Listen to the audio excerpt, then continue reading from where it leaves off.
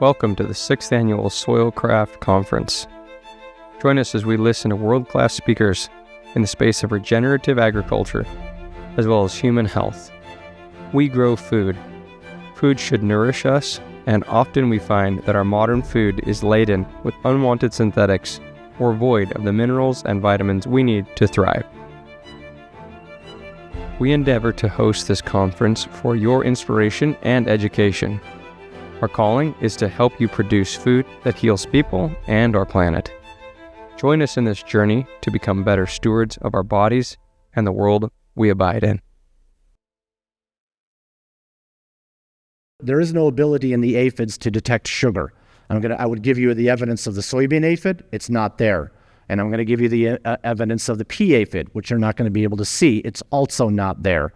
This is very interesting because the aphids are going after the phloem tissue. Why is it? Why is it that they are not detecting sugar, as I so clearly show in all of my graphs right now? So there's a 2920. I show that there's no 3030. I show that there's no 9900. You all go ooh and ah. You're very impressed with the graphs, and you see where I'm going, and then you're like, oh, Tom, please show us more. And I'm like, yeah, here we go. So now we got the pea aphid right now.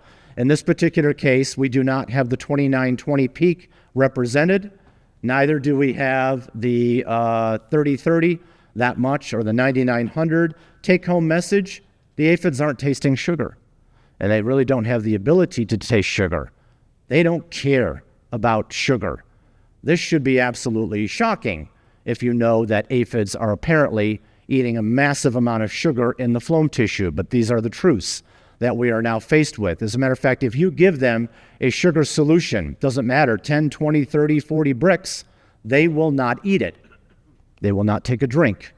And they will not take a drink because they're not interested in the sugar. I just got finished telling you it all goes out the back end. What are they interested in? As soon as you introduce a nitrogenous compound, everything changes for the aphid. Okay? And I'm so glad that this came up. So the aphids are known to feed on low BRIX plants, corresponding to low sugar. Soybean boasts 0.69 BRIX. So we've tested the vascular levels in soybean. The vast majority, about 94% of them, are GMO. So we deal with a very, very low BRIX coming from that. This is very conducive to an aphid. It doesn't want to be dealing with that much sugar. So it's well below 1 BRIX. For those of you who are, I'm just giving you an exact figure because we have 741 data points that gave us that 0.69 figure. In addition to that, there is, substantial sugar intake among the aphids, but most of it's going out the back end. I did mention that. We'll tentatively conclude that aphids are not very good at detecting sugar. And I just finished telling you that the laboratory studies are showing us that the aphids are not eating or drinking from pure sugar water, and that everything changes once you go to a nitrogenous compound. What are the nitrogenous compounds? These are chemicals that contain nitrogen. These chemicals that contain nitrogen are many. We have lots and lots of them. Nitrates. A lot of people are familiar with that. Nitrites, nitriles, ammonia, ammonium ions, amino acids, polypeptides, proteins, amides, and amines. Which one is the soybean aphid interested in? Do you know? I don't know. But there's a lot of nitrogenous compounds to go through. We've also got 3 groups of cyanates: amines, oximes, azides, carbodiamides. We've got amine salts at the bottom. We've got a lot of nitrogenous compounds, and it would be good if we could determine exactly what that is so that we can understand a little bit better what they're going after. And so, once again, I've got a graph in order to make my point as crystal clear as I possibly can. And for those of you who can't see it, what can I say to you? I mean, you need glasses because I can see exactly what I need to point out here. But on the, let's see, I'm trying to remember now what's going to happen. People are usually focusing on the peaks off to the right because they're by themselves. Yep. Those are the water peaks right there, which are actually supposed to be moved over right now. The water peaks are ubiquitous in insects. When I'm doing analyses of chemoreceptors, I run across water peaks more often than I do anything else. But this one, wow, this one actually worked. But there is a God.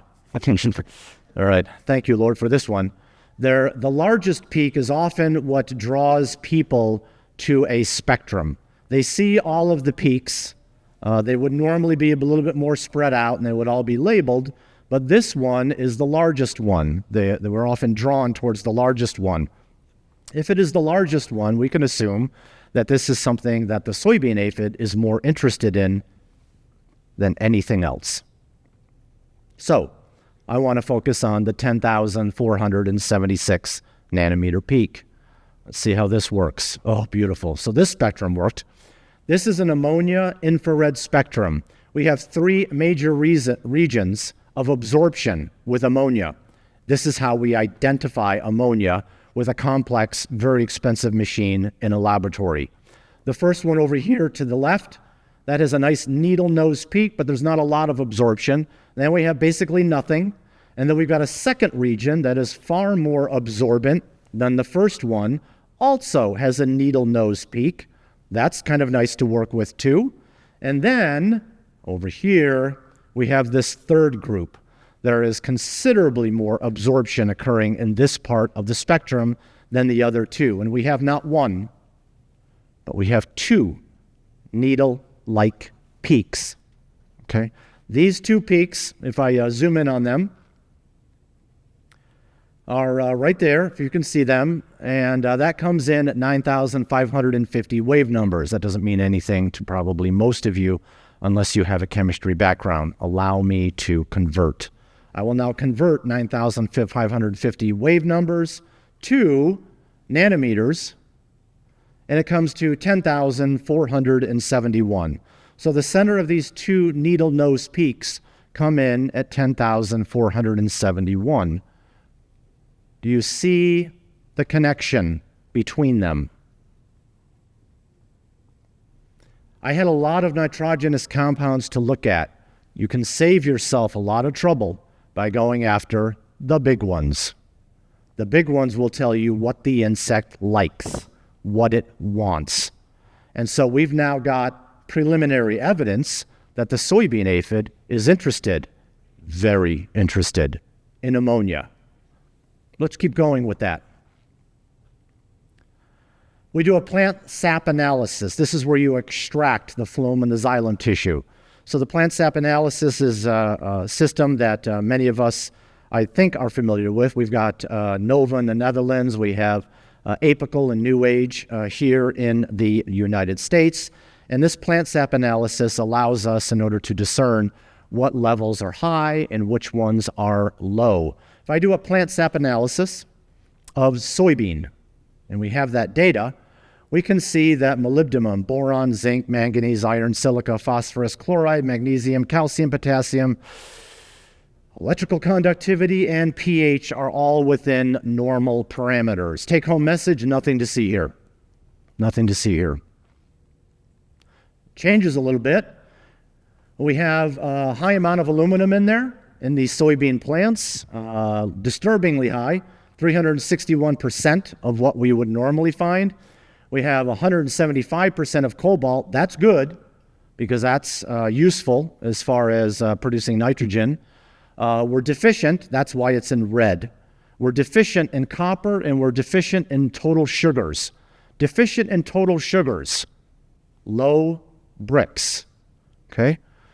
In addition to the others, we got a few that are a little bit higher than we expected. The sulfur, the nitrates, the total nitrogen are a little bit higher. The nitrates, 272%. Obviously, this makes us wonder because we are aware that nitrogenous compounds are very important for aphids. And we have evidence for total nitrogen being a little high and the nitrates also being high as well. However, the amount of ammonium that is in the soybean plant is at 2,356% higher than what we would expect ammonia to be in a soybean plant. These days, everybody is talking about carbon. Carbon this, carbon that. But what carbon do you need? From humic and fulvic acids to molasses and aminos, we've got you covered. At Soilcraft, we create blended and balanced products that put the best carbon class in the best time and place. For soil or foliar-based applications, we can help you weed through the confusion and move the needle in the right direction. Call, email, connect. We can help. I now have a second piece of information for you.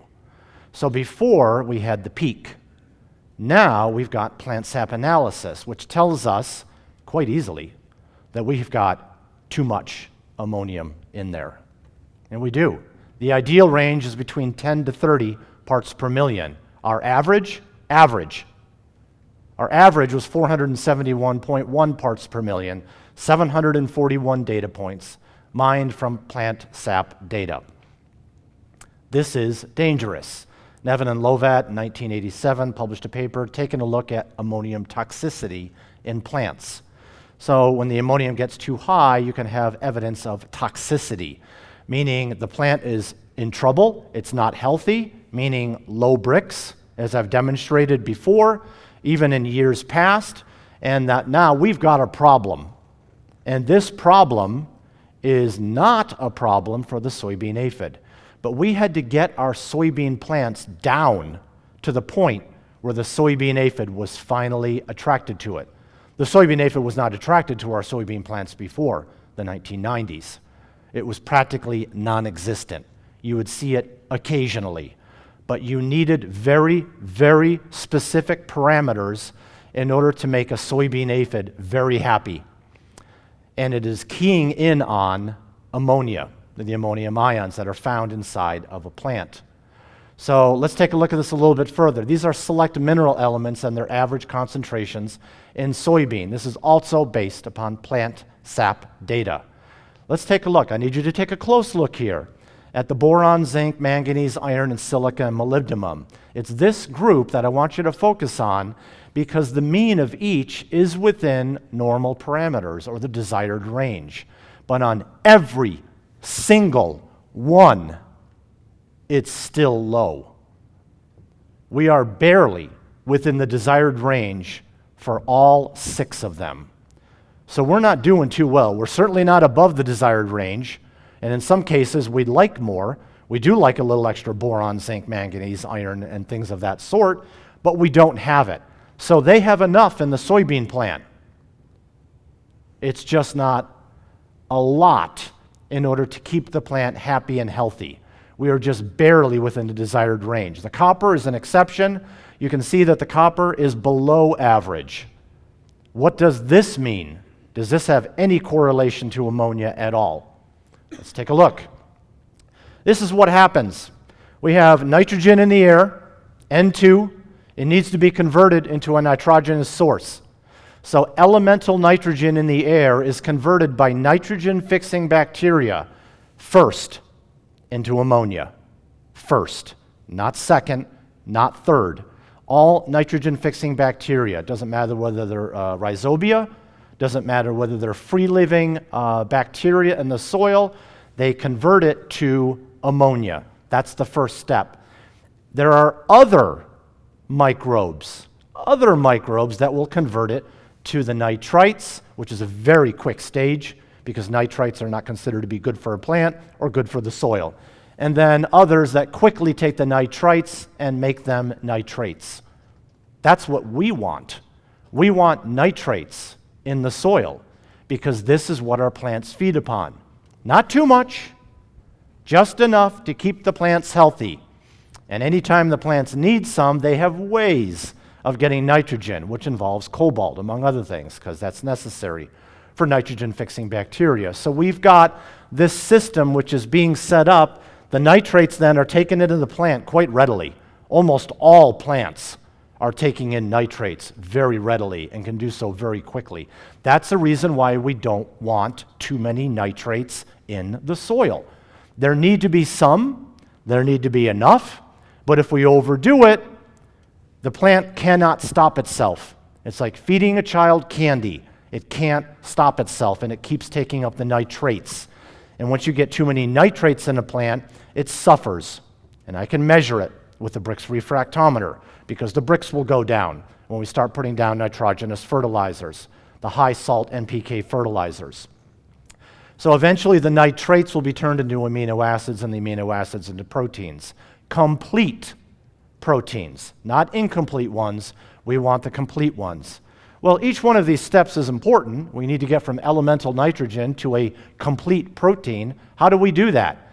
Well, there are usually cofactors. These cofactors are cofactors with enzymes, and they help move biochemical reactions along. So cobalt, as I kind of alluded to, is necessary in order to for nitrogen-fixing bacteria. All 3 main groups of nitrogen-fixing bacteria need cobalt in order to make nitrogen. If they don't have it, they don't make it. It's an absolute condition. With the to move ammonia to the nitrites, we need copper and iron. I just got finished telling you in the last slide that the iron levels are a little on the low side, not as high as they should be. I also got finished telling you that the copper is also below average. So if we have below average amount of copper and iron, that means the ammonia is not being converted as it should to nitrites. And if it's not being converted, then it forms a sink, an ammonia sink. And ammonia levels start building up via this ammonia sink, not just to the 10 to 30 parts per million, but the 471 that we were at. So when you have insufficient levels of iron and copper, that is one of the main problems that is being created.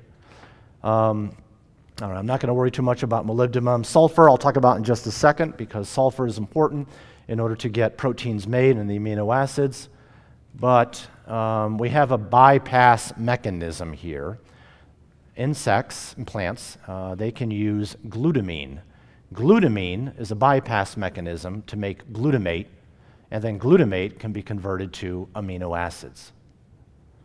So, if this method is not working in your soil and your plants are not as healthy as they can be, they will find some other way in order to make things work. And they will use the glutamine pathway in order to get it done.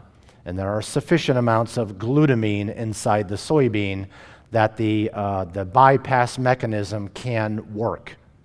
However, there's a problem with the bypass mechanism. The bypass mechanism produces ammonia. To go from glutamine to glutamate, you give off ammonia. It's a byproduct. I've now given you a second reason for an ammonia sink inside the soybean plant. So when you see levels of 471 parts per million, you get a better understanding of what is going on, what the problems are, and how to take care of them. Much to the dismay of the soybean aphid, who was there and only there because of the massive amounts of ammonia that it needs. And it needs a good nitrogen source in order to continue to make babies. You need massive amounts of nitrogen if you are making babies fast. Not me, where I'm only on my 8th, but the aphids, which are making hundreds of them practically on a daily basis. Same thing with the two-spotted spider mite, by the way. I have finished analyzing the two-spotted spider mite. That'll probably be another presentation at a later date. So you're all understanding right now how nitrogen is important in order to make babies fast. This is what aphids do. And when their numbers get high, and they do, these are some of the results that happen. Oh, wow, this is adjusted too, but you get the idea, at least on this particular graph, is that when the manganese levels, when the ammonia levels get high, which is on the x-axis on the bottom, the manganese levels go down, or when the manganese levels go down, the ammonia levels go up. Essentially, it's a negative correlation. Why did I bring up manganese and ammonia? I brought this up because with the GMO soybeans, you spray glyphosate. And glyphosate has a very, very, very strong affinity to manganese. more than any other divalent cation that is out there. So if you don't have enough manganese, the glyphosate will hold on to it and prevent it from being used.